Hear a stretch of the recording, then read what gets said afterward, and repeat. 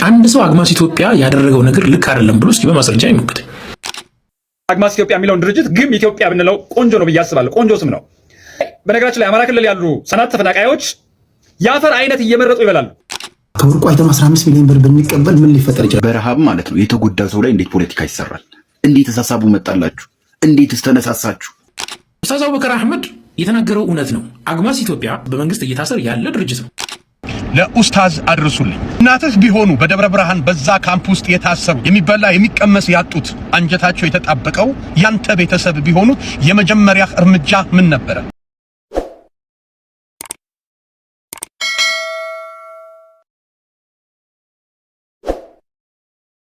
ሰላም እንዴት ቆያችሁ ቤተሰቦቼ? በአዲስ ቪዲዮ ተመልሻለሁ። መግቢያው ላይ ቀንጨብ አድርጌ ላስመለክታችሁ እንደሞከርኩት በማህበረሰባችን ዘንድ ትኩረትን ስበዋል፣ እንደዚሁም ትኩረት ያሻቸዋል ያልኳቸውን ሀሳቦች ሰብሰብ አድርጌ እዚህ ላጋራችሁ ወድጃለሁ። ለመጀመሪያ ጊዜ ከሆነ ይህንን ቪዲዮ እዚህ ዩቲዩብ ላይ ያያችሁ ያላችሁት ሰብስክራይብ በማድረግ ቤተሰብ መሆን እንዳትረሱ። እንደዚሁም ቪዲዮ ላይክ ብታደርጉት አበረታቱኛላችሁ። ሀሳብ ካላችሁ ደግሞ ሀሳባችሁን ሀሳብ መስጫ ሳጥን ውስጥ አስቀምጡልኝ። ቀጥታ ወደ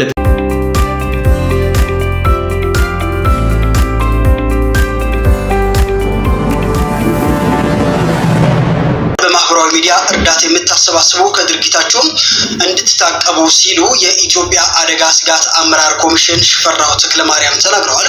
ኮሚሽኑ የድጋፍ ጥሪ ባልቀረበበት ሁኔታ በማህበራዊ ሚዲያ አማራጮች በቡድንም ሆነ በተናጥል የሚደረጉ የድጋፍ ማሰባሰብ ዘመቻ የአሰራር ስርዓትን የጣሱ ህገወጥ አካሄዶች መሆናቸው ጠቅሰዋል። በዚህም የተለያዩ የማህበራዊ ሚዲያ አማራጮችን በመጠቀም ሰብአዊ ድጋፍ በማሰባሰብ ላልተገባ ዓላማ እየዋሉ የሚገኙ አካላትን ከድርጊታቸው ሊታቀቡ እንደሚገባም አሳስበዋል። ቪዲዮን እንዳያችሁት እንግዲህ ያው ከመንግስት አካላት የተላለፈ አዲስ ነገር ነው።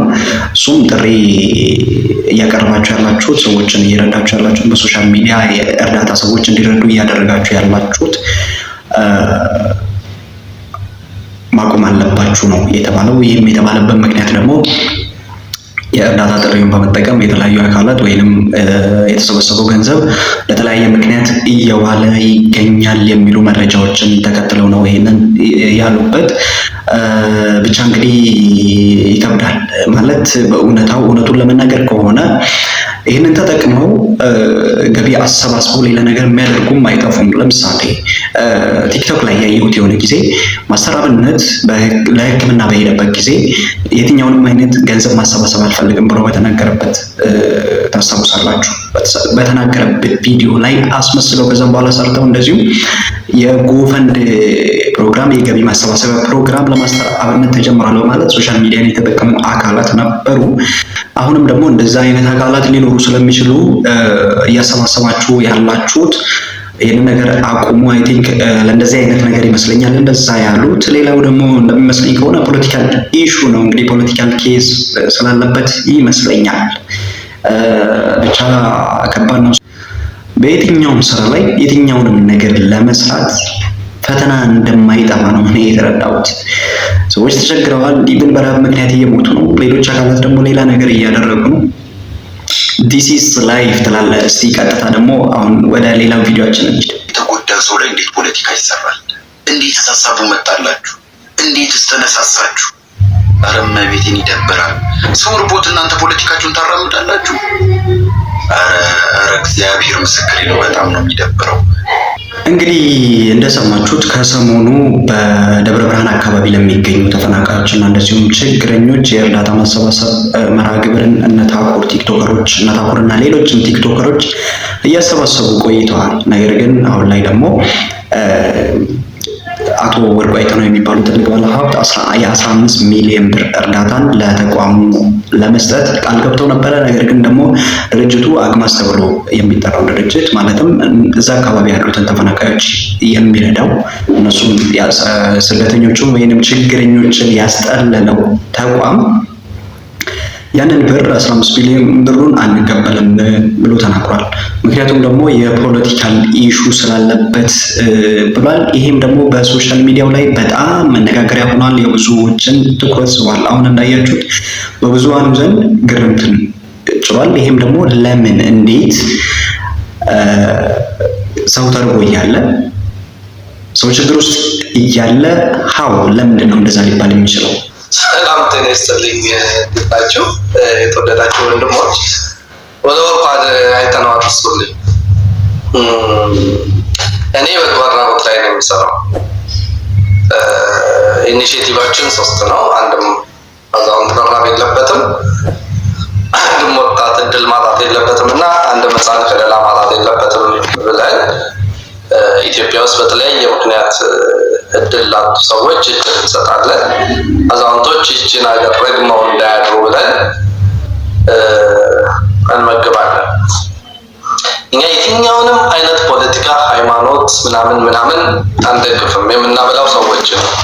ይህንን ስንል የተለያየ የፖለቲካ አመለካከት፣ የተለያየ ሃይማኖት፣ የተለያየ ምናምን ካላቸው ሰዎች እንቀበላለን ማለታችን ነው። አግማስ ምን እንደሆነ አላውቅም። ኢትዮጵያ 99 እምነት ነው። የፖለቲካ የሃይማኖት የእንትን እምነት ከሌለው አልቀበልም ማለት ከኢትዮጵያ ሕዝብ ሙሉ አልቀበልም ማለት ነው። ምንም ፖለቲከኛ ያልሆነ ሃይማኖተኛ ያልሆነ ሰው አታገኙም ኢትዮጵያ ውስጥ። ኦፒኒየን የሌለው ድጋፍ የሌለው ሰው አታገኙም። 99% በዚህ ዙሪያ እንግዲህ በጣም የሚያከራክር ነገር ነው፣ የሚያነጋግር ነው። ምክንያቱም አሁን እንደተባለው ሐሳቡ ኢትዮጵያ ውስጥ ያሉት 99%፣ 99.9 ማለት እንችላለን ሃይማኖተኞች ናቸው። ኦር ደግሞ የራሳቸው ፖለቲካል እንትን አላቸው የሚደግ ለምሳሌ ጠቅላይ ሚኒስትሩም ሊሆን ይችላል፣ ሌላው ሰው እንትን ሊል ይችላል።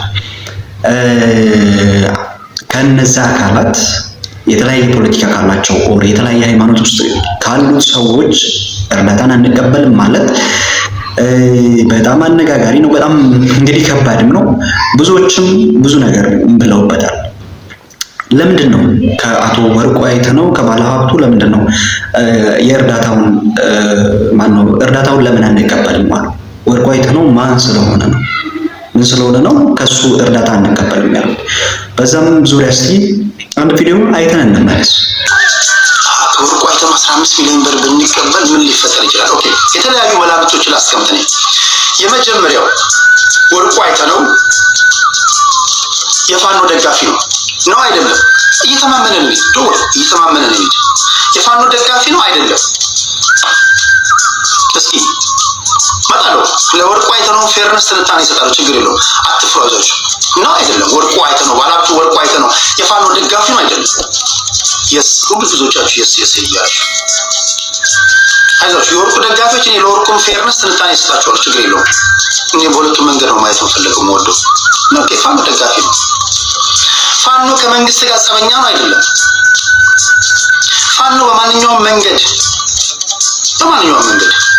የደጋፊዎችን ገንዘብ ይፈልጋል አይፈልግም?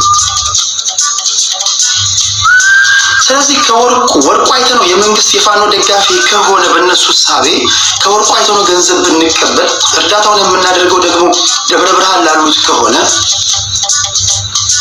መንግስት የሆነ ቀን ጃስ ብሎ እንደዚህ አይነት ሰው ገንዘብ ለምተቀበላችሁ በሰብስቦ ሊያስረን ስለሚችል 15 ሚሊዮን ብሩ እያየን ቢቀርብንስ? 15 ሚሊዮን ብሩ እያየን ቢቀርብንስ? ጎመን በጤና ምናምን ብሎ ያወጡት መግለጫ ነው። እንግዲህ እንደሰማችሁት ነው ሐሳቡ። እሱ የሌላ አካል ደጋፊ ስለሆነ ኦር የመንግስት ተቃራኒ ከሚቆሙ ሰዎች ጋር ስለሚቆም እርዳታውን አንቀበልም ሊሉ የቻሉበት ምክንያት ያኛው ነው ሊሆን የሚችለው ብሎ ነው ሐሳቡን ያስቀምጠው። እሱ እንደ ሐሳብ ነው ያስቀምጠው። ነገር ግን ጉዳዩ አሁንም በብዙሃኑ ዘንድ መነጋገሪያነቱን ቀጥሏል። ብዙሃን እየተቹ ይገኛሉ፣ ድርጅቱን እየተቹ ይገኛሉ። ድርጅቱ ማለት አግማስ ተብሎ የሚጠራውን እነዚህን ችግረኞችን የሚረዳውን ማለት ነው። ስፔሻሊ የድርጅቱ አይ ቲንክ የድርጅቱ መስራች ኡስታዝ አቡበከር ተብለው የሚጠሩ ግለሰብ ናቸው።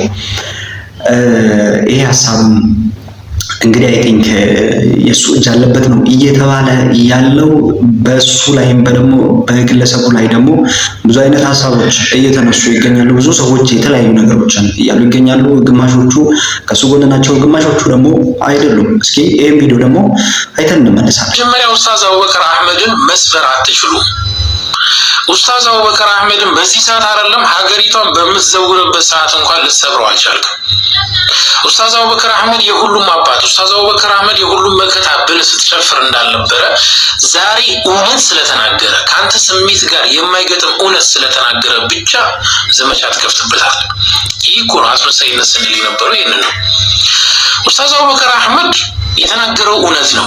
አግማስ ኢትዮጵያ እዚህ ሀገር ላይ ኢትዮጵያ ላይ የሚሰራ ከኢትዮጵያ መንግስት ፍቃድ ወስዶ በመንግስት ቁጥጥር የሚደረግበት በመንግስት እየታሰረ ያለ ድርጅት ነው።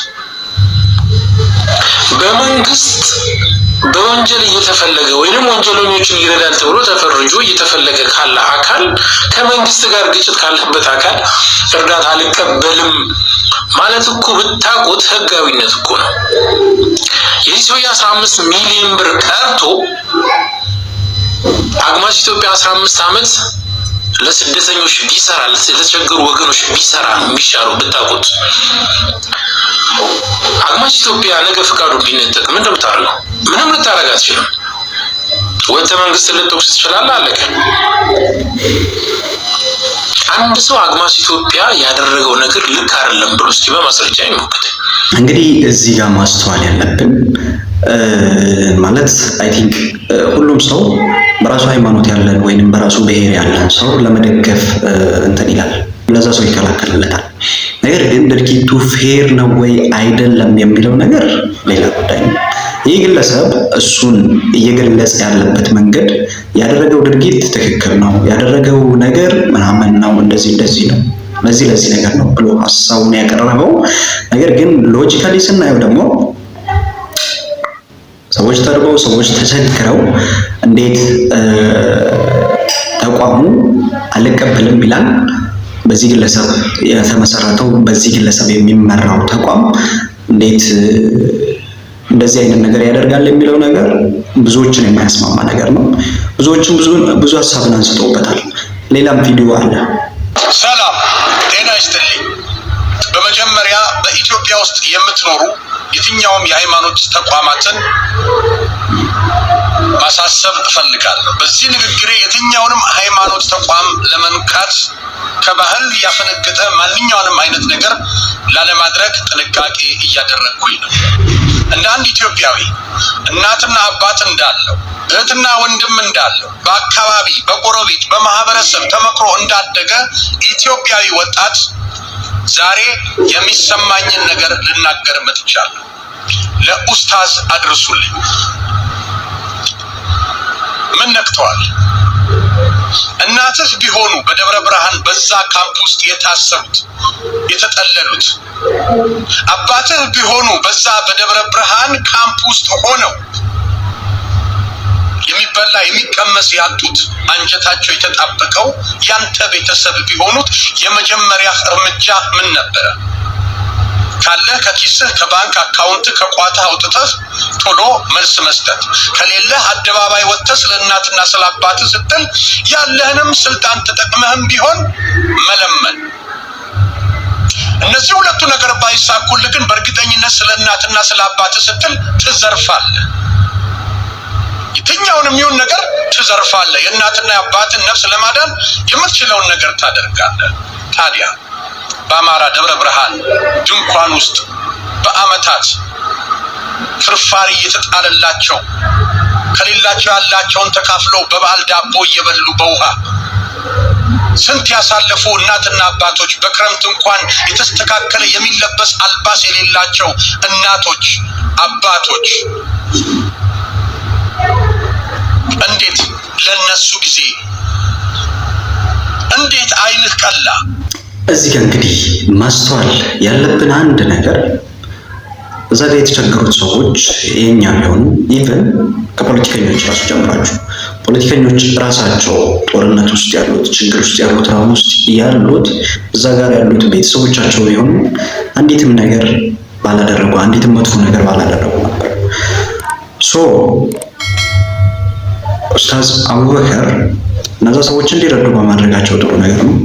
ነገር ግን ጉዳዩን ደግሞ ወደ ፖለቲካል ኢሹ መውሰዱ በጣም በብዙዎች ዘንድ ብዙዎችን ያነጋገረ የብዙዎችን ልብ የሰበረ ኢቭን ተቋሙ ራሱ ወደፊት ላለው ቪው በሰዎች ዘንድ ላለው ተቀባይነት የተቋሙን ስም ራሱ ሊያበላሽ የሚችል አይነት ነገር ነው የሚሉ ብዙ አይነት ሀሳቦች እየተዘነዘሩ ይገኛሉ።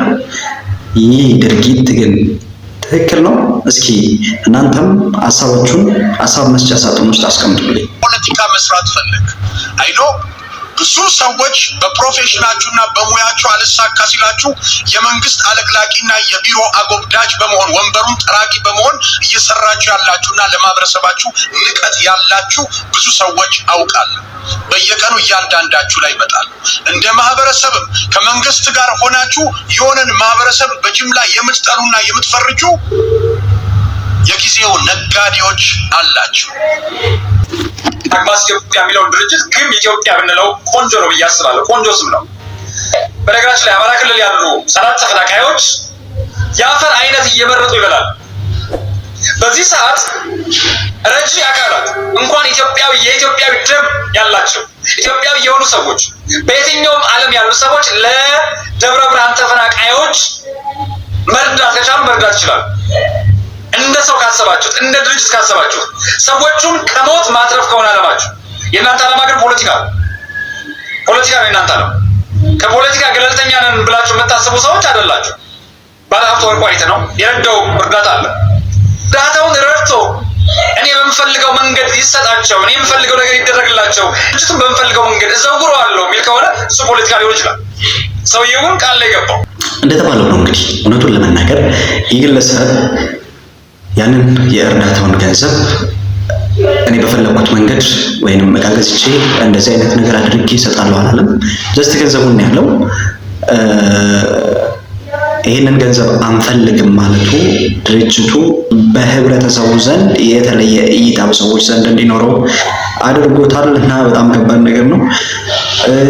እዛ ጋር ሰዎች እየተቸገሩ እዚህ ጋር ደግሞ እነሱ በፖለቲካ እንትን ማለታቸው በጣም ከባድ ነው። ሀሳባችሁን በነፃነት ማስቀመጣችሁን እንዳትረሱ። የዛሬው ቪዲዮአችን ይሄንን ይመስል ነበር። እናንተስ የታዘባችሁት የእናንተን ትኩረት ይሳበስ የቱ ነው? ሀሳባችሁን ሀሳብ መስጫ ሳጥን ውስጥ ማስቀመጡን እንዳትዘነጉ። ትችትም ካላችሁ ትችታችሁን በነፃነት ማስቀመጥ ይቻላል። በቀጣይ ቪዲዮ እስከምንገናኝ ድረስ መልካም ቆይታ።